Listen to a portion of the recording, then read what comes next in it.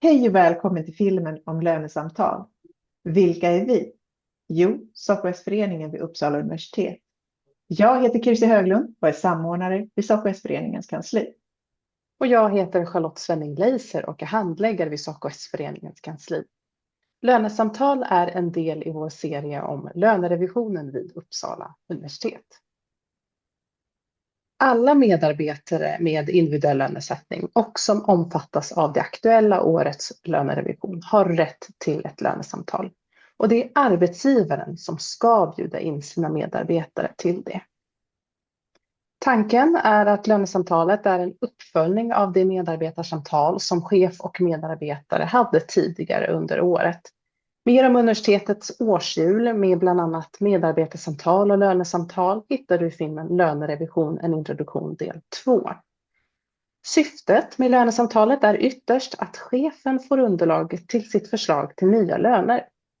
Även om en medarbetare och chef träffas dagligen på jobbet och vi som medarbetare kan tycka att chefen borde veta alla de där sakerna som vi har gjort under året, så är det ändå viktigt att ha dialog och inte bara fokusera på vad vi gjort utan också på hur väl vi gjort det. I lönesamtalet får både medarbetare och chef en möjlighet att beskriva hur de har uppfattat medarbetarens arbetsinsats under året. Båda får då en chans att bemöta den andra partens upplevelse. Det är inte ovanligt att uppfattningen skiljer sig mellan chef och medarbetare. Och ja, det kan vara jobbigt att få höra att chefen av någon anledning inte är helt nöjd. Till exempel kan prefekten på en institution tycka att en viss universitetslektor inte har varit tillräckligt aktiv inom forskningen. Det kan mycket väl vara så. Men det kan också finnas en fullt legitim anledning till det.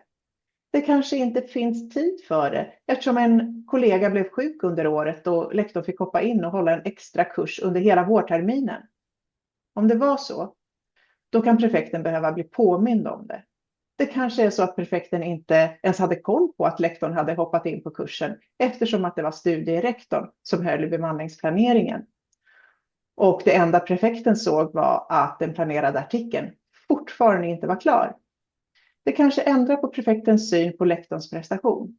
Från att vara till viss del bristfällig till att lektorn faktiskt ställt upp för verksamheten när den behövde hjälp.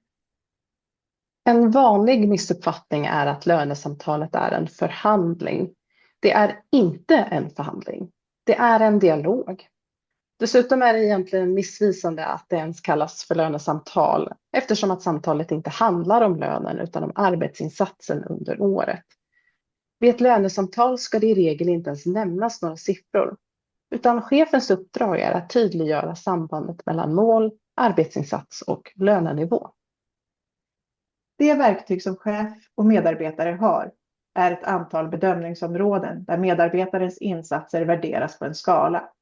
Den skalan ska sedan sättas i relation till universitetets lönestruktur.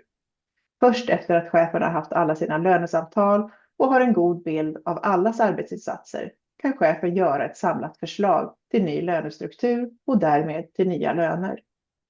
Men om hur lönesättningen fungerar vid Uppsala universitet hittar du i filmerna Rätt lön och vad får påverka lön. Det är viktigt att både medarbetare och chef förbereder sig inför lönesamtalet.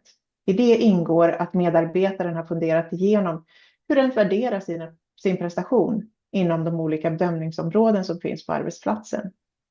Universitetet har tagit fram förslag på generella bedömningsområden, men varje arbetsplats kan besluta om vad som är viktigt i just deras verksamhet. De som vi presenterar här är för enkelhets skull de som universitetet föreslår om arbetsplatsen inte har några egna bedömningsområden. Gemensamma bedömningsområden för alla medarbetare är prestationer som bidragit till universitetets verksamhet i sin helhet, prestationer som bidragit till en god arbets- och studiemiljö och prestationer i ledningsuppdrag och eller administrativa uppdrag.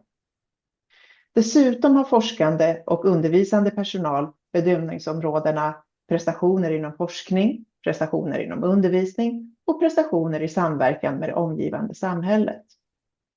Medan teknisk och administrativ personal har prestationer som bidragit till ett gott stöd till verksamheten. För varje bedömningsområde finns förslag på olika lönekriterier, som till exempel för prestationer som bidragit till en god arbets- och studiemiljö finns följande förslag på lönekriterier. Stödjande och respektfullt bemötande av kollegor och chefer, närvaro och tillgänglighet, samarbetar, tar initiativ, tar ansvar, men även tar ansvar för och bidrar till en helhetssyn. Inte bara värna om den egna kursen eller ämnet, utan ser till helheten. Bidrar till en öppen och god stämning på arbetsplatsen, delar med sig av kunskaper till kollegor. Det här var bara lönekriterierna för ett bedömningsområde. Alla bedömningsområden har sina lönekriterier, men vi kommer inte gå igenom dem här. De lönekriterier som gäller för dig ska finnas tillgängliga på din arbetsplats. Och skulle det inte finnas några går det att hitta universitetets centrala förslag, antingen på medarbetargången eller SACO-S-föreningens webbplats. Vi kan inte betona nog mycket hur viktigt det är att komma väl förberedd till lönesamtalet, att ha gått igenom lönekriterierna. För de med lokalfacklig förhandlingsmodell är det här det samtalet som medarbetaren har med chefen i samband med lönerevisionen. Men även för de med lönesättande samtalsmodell är det enda samtalet innan chefen har arbetat fram ett nytt förslag till nya löner. Efter lönesamtalet följer sedan olika processer beroende på om man omfattas av lönesättande samtal, lokalfacklig förhandlingsmodell eller om man är oorganiserad. Och vill du veta mer om dessa processer? Ja, då har vi fler filmer om lönerevisionen.